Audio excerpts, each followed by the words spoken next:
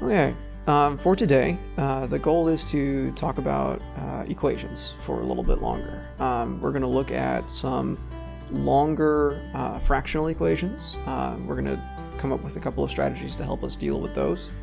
And then in the second part, I guess part 3, we're going to look at equations built out of story problems.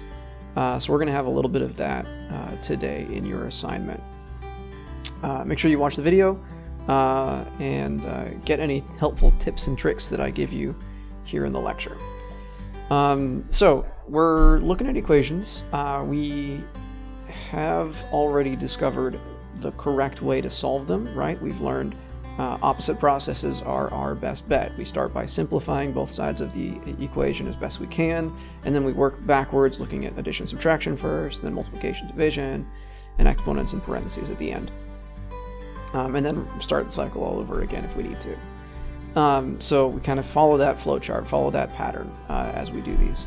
But we kind of need to deal with fractions a little bit more carefully because they add another layer of complication to the typical solution pattern.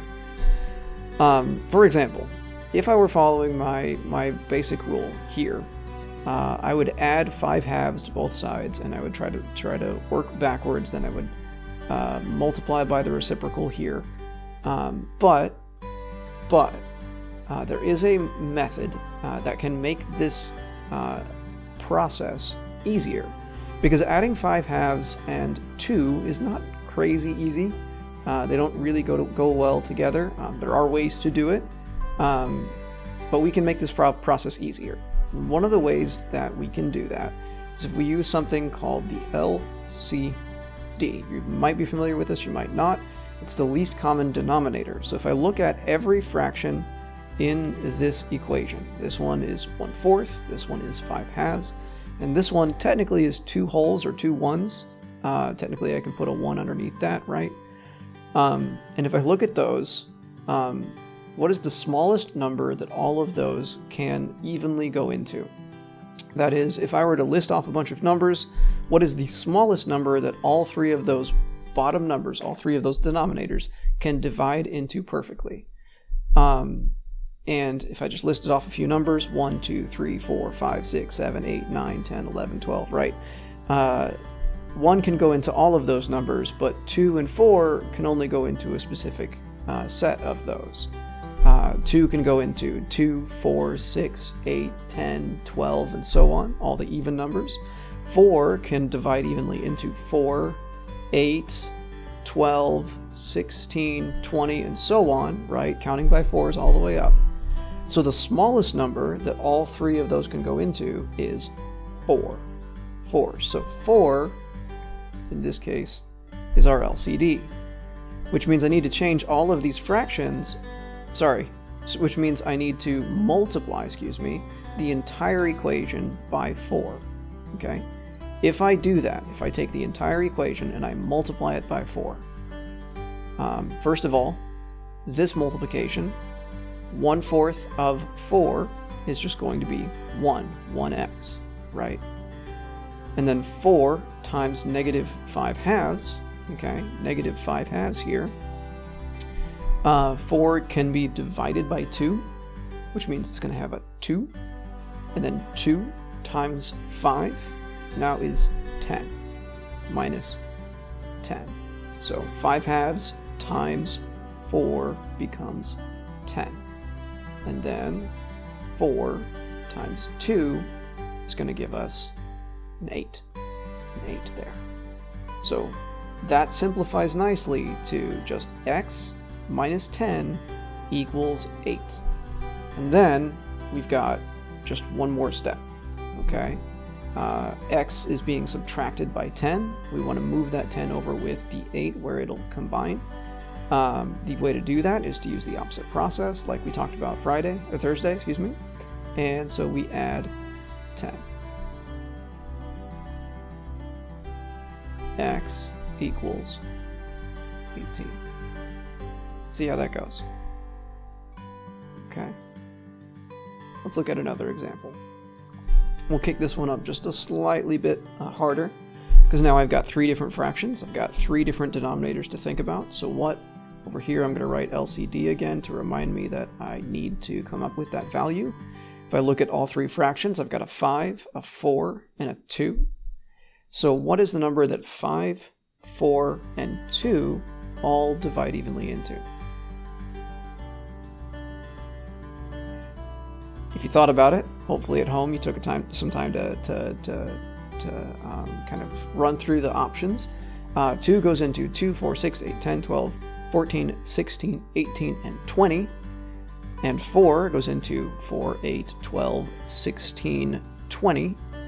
And there's a whole lot of numbers there that match up. 2 and 4 go really well together, but 5 goes into 5, 10, 15, and 20. 20 is the smallest number that all 3 of them goes into. So we're going to write 20 over here, okay? And that's what we're going to multiply the entire equation by, 20. All right, so we need to be careful here. When I multiply 20 by this first fraction, we've got 20 times x plus 3 over 5. 5 is going to cancel, and 20 is going to become 4. But because there's parentheses, what do I have to do? Well, I have to distribute. I've got to distribute. I've got to multiply 4 times x, that gives me 4x, and 4 times 3, that gives me 12, okay? So that's that first thing simplified. The 20 and the 5 canceled out to 1 and 4. 4 times x, 4x, 4 times 3 is 12. Very good. The next one, we've got an x minus 1 over 4. So let me copy that down, x minus 1 over 4. And we've got to treat this the same way as the last thing.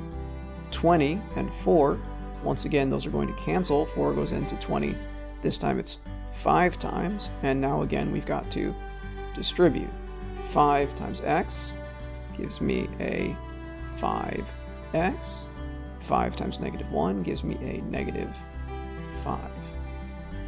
And then we also have to distribute 20 into 1/2. So 20 times 1/2. This time there isn't that whole distribution we have to do, but we do have to cancel. 20 can divide evenly by 2 into 10. 10 times 1 is just 10. Now I'm going to combine like terms on the left side. So I've got a 4x and a 5x. Those two can combine. Let me switch to blue here. 4x and 5x, those combine to 9x. And 12 and negative 5, those combine to... Oh, sorry, I got that a little too close. Let me clean that up a little bit so that it looks better. Okay, got that. Yeah, that's much better. 9x plus 7. Then we have just 2 more steps. 2 more quick steps. First one, we need to subtract 7 on both sides. We get 9x equals 3. And then we need to divide by 9 on both sides. And x equals 3/9. That reduces, of course. X equals 1/3. Sorry, I was kind of running out of space there. Hopefully it was pretty easy to follow. Okay, subtract the 7. Got 9x equals 3. Divide by 9. We got, yeah, I think that was understandable. Let me make sure that that's clean. Okay, so our answer here is 1/3. Okay, just one more example here to finish out this first part of the lesson. It's a little bit of a long one. Let's go ahead and look at this here. What's going to be our LCD this time? Well, I've got a 3, and a 5, and a 5, and a 3. Which really means we just have 3 and 5 to worry about. What's the smallest number that 3 and 5 can go into? If you said 15, you got it right. we're going to multiply this entire equation by 15. And it's going to work out pretty simply. There will be a couple of hiccups that we'll have to look at, but most of it's not going to be too bad. For example, this 1/3 and this 1/3, those are both going to do the exact same thing. 1/3 into 15, that's going to give us a 5. So we're going to have a 5x at the start and a -5 at the end. And then the two fractions with a 5 on the bottom are going to turn the 15 into a 3, and then we'll have to do something with that. So 36 is going to get multiplied by 3, so let's put 36 and 3 together. And then this -3/5 is going to get turned into -3 times 3, and then we have the x plus 1 still in its fraction form. So 15 times 1/3 x gave us 5x. 15 times 36 over 5 became 3 times 36. -3/5 times 15 became -3 times 3. We've got the x plus 1 on the inside of its parentheses still. And then -1/3 became -5. Now we've got to do some multiplication to simplify some things out. We've got 5x plus, and we've got to do 36 times 3. Okay, 36 times 3, that's going to be 108. -3 times +3 gives us -9, and then we can distribute that inside these parentheses. So -9 times x gives us -9x. -9 times 1 gives us -9, and then we have -5. Okay, just a few more things to do here. We've got to combine these terms over here. So 5x plus 108 equals -9x minus 14. -9 minus 5 combines to -14. A couple more steps. Plus 9x on both sides. That gives us 14x plus 108 equals -14. Subtract 108 on both sides. We get 14x equals, and that's going to combine to be -122. And now we just need to divide by 14. Divide by 14. Let's see if I can do this in my head. X equals negative. Is it 13? That might be 13. No, that can't be 13. That would be way larger.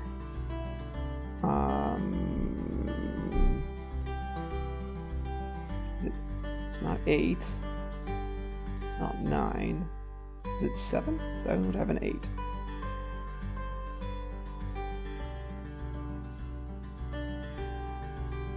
Let's try this. This will make things easier for me. -122 over 14. Both of those are divisible by 2. So we get 61 and 7, still negative. I think that's as simple as it gets. And that explains why it was so confusing. It's close to 9, but not quite. Close to 9, but not quite. Okay. Alright, hopefully that clears that all up. I'm sure it's clear as mud. Just remember to use this LCD trick as you're looking through these long equations with fractions. That can really help you simplify the process of calculating and solving equations using these fractions. All right, we'll be back after TIA.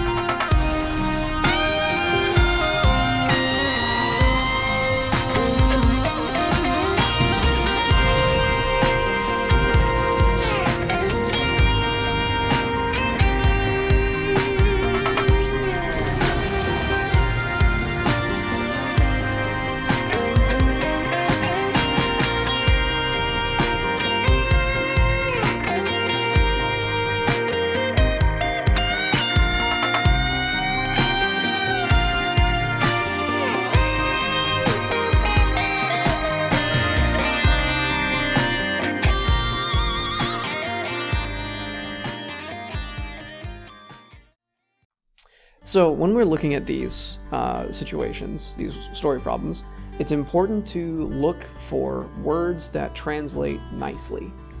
Words that are extraneous, that don't become math, we can get rid of. So words like the, of, the, yeah, I think those three words are all we can get rid of here. We don't need of this time. Sometimes we do need of, but here it's not helpful. So then we should look at things that do matter, things that tell us important functions or important operations as far as the math goes. So sum, that's going to be pretty important. Is going to be very important. Less than, right? That's important. And then times is important. So we've got all of those important operations circled or taken care of. I'm not expecting you to like actually mark up all of your story problems in this way that I'm doing, but this is going to be a helpful indication for you if you go back and try to do this yourself. This will help you to look back on what I'm doing to make it extra clear. Other things we might want to mark up are numbers. So like 2 and 3 and 3. All of those are going to be pretty important. And then it'll be important to recognize like things like this, the things that represent variables that we might have. Okay? And this one in particular is interesting because it's consecutive numbers. We're defining something as consecutive numbers. And whenever we have something like that, that's going to be numbers like 5 and 6, or numbers like 10 and 11, or numbers like 20 and 21, right? We don't know what the numbers are, but we know that they've got to be right next to each other. So we can use n for the first one. That's a good variable for a number, right? And we can use n plus 1 to represent the second one, because if there are two variables that have to be right next to each other, have to be consecutive, the first one added 1 together gives us the second one. So we've got our consecutive numbers, and then the first one is going to be this guy. Okay? So now that we've kind of defined everything, we've looked to see what's important, let's try to translate all of this into an equation. So let's start with 2 consecutive numbers. So these two things added together, because that's what sum means, right? So n plus 1 equals. That's all of this. The sum of 2 consecutive numbers, n plus 1. And then we've got this thing, is. Is always means equals. Anytime you see is in a sentence, that means the equal sign right away. Then we've got the rest of this, 3 less than 3 times the first number. So how do we translate that? Well, we're actually going to start with multiplication. 3 times the first number. This whole package. 3 times n. We're going to write that out. And then we're going to put this bit in. Okay? 3 less. 3 less means that I'm taking 3 away from whatever comes after. 3 less than 3 times that first number. So we write the first number first with its 3 times, and then we subtract 3. If it helps, PEMDAS can actually be a helpful tool here as well.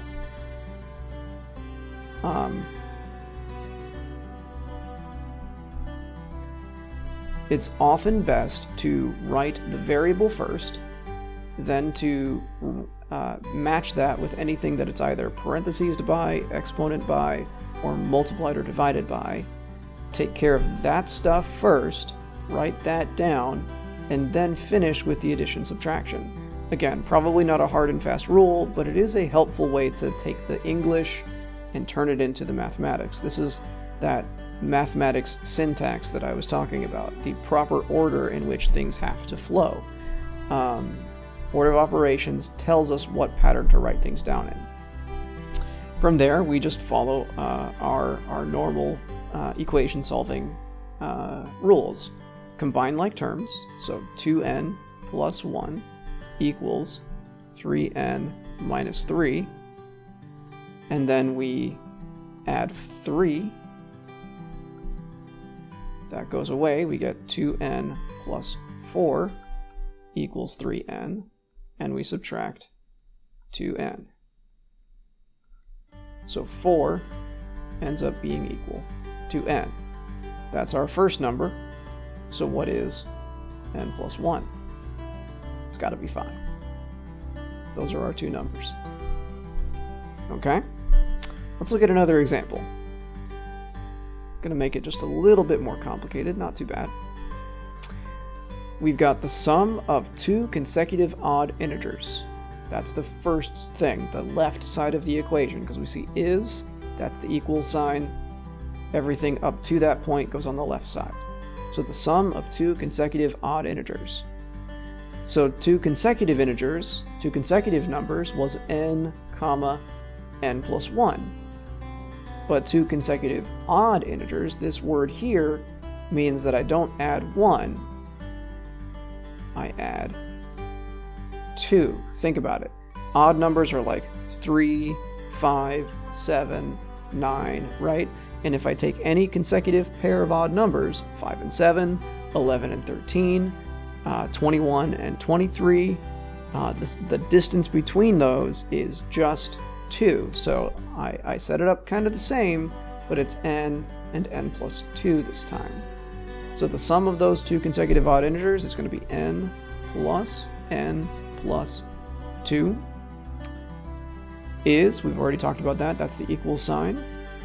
And then we've got negative 56 as our solution to this, negative 56.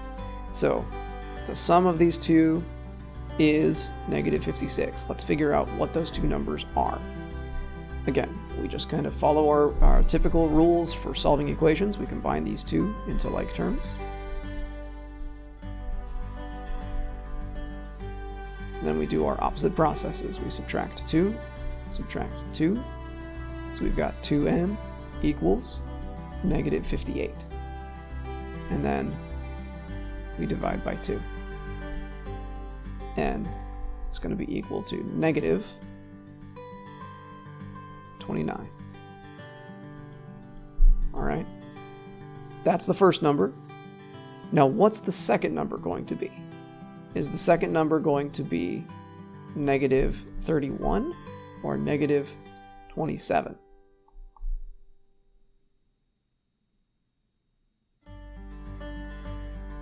Negative 27. I'm adding 2, which means I'm not necessarily going directly up in numbers, even though that's what we would normally do when we're counting, right? If I'm counting, it would be 29, 31, but this is a negative 29, and I've got to add 2 to it. 2 is a positive value, 29 is a negative value here, so I subtract the values and keep the sign of the 29 because it's the bigger value. So it's negative 27 and negative 29 as my 2 consecutive odd integers. Okay? One more. This one's a little more applicable, a little more real world kind of situation. You bought breakfast for class and spent $81.71 before tax. Chick-fil-A biscuits cost $2.05 and chicken minis cost $2.79.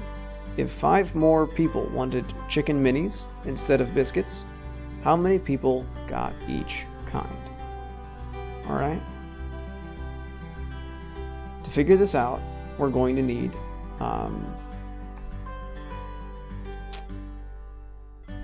to do some thinking.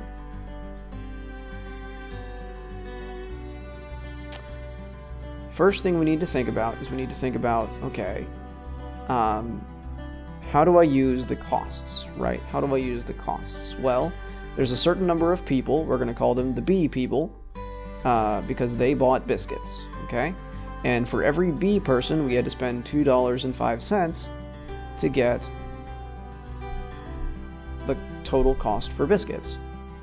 And then we were going to have the M people who costed $2.79 each. $2.79. Okay. And those are going to be the total costs for each type of food. Now, if I know the total cost for each type of food, I can add those two totals together to get the total cost we spent for the breakfast, and that's $81.71, right? That's our first major equation. What about this other piece of information, though? If 5 more people wanted chicken minis instead of biscuits. Well, that tells me that there were 5 more people who wanted minis than the people who wanted biscuits. So there were 5 more M's than there were of B's. So B, if I took the number of B's, I added 5, that should give me the number of M people. Okay? There were 5 more M's than B's, so if I add 5 to B, that gives me M. Now, I know it's been a while, but if I have B plus 5 equals M, what am I allowed to do if I know that M is by itself here and is exactly the same or exactly identical with this B plus 5? Well, I can take this package, B plus 5, and I can plug it in. I can put it inside here where the M was. So I can say 2.05 B plus 2.79 parentheses B plus 5 equals 81.71. All right. Now, need to distribute the 2.79. So 2.05B plus 2.79B plus 2.79 times equals 13.95 equals 81.71. And then I need to combine like terms. 2.05b plus 2.79b, that's going to give me 4.84b plus 13.95 equals 81.71. 2 more steps here. I've got to subtract 13.95, subtract 13.95. Okay, that goes away. Let me copy down what I've got. 4.84b equals, okay, 4.84b, and then let me do some calculation here. 81.71. 81.71 minus 13.95. Okay, that's 67.76. 67.76. Okay. One final step, we've got to divide by 4.84. Can't do that in my head, so let's once again do a quick calculation.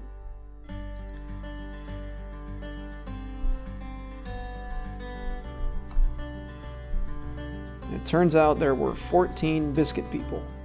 Okay. Now I've got to look back at our statement. There were 5 more people that wanted minis than there were that wanted biscuits. So the biscuit people is 14. If I add 5 to that, that gives me my minis people. That's going to be 19. That's my total number of people for each. All right. Thanks for paying attention today. Hope you enjoyed the video. Sorry it was a little bit longer today. I guess I don't know exactly how much longer it is because I haven't done any editing quite yet. But hope you guys enjoy. And if you need any help, be sure to let me know.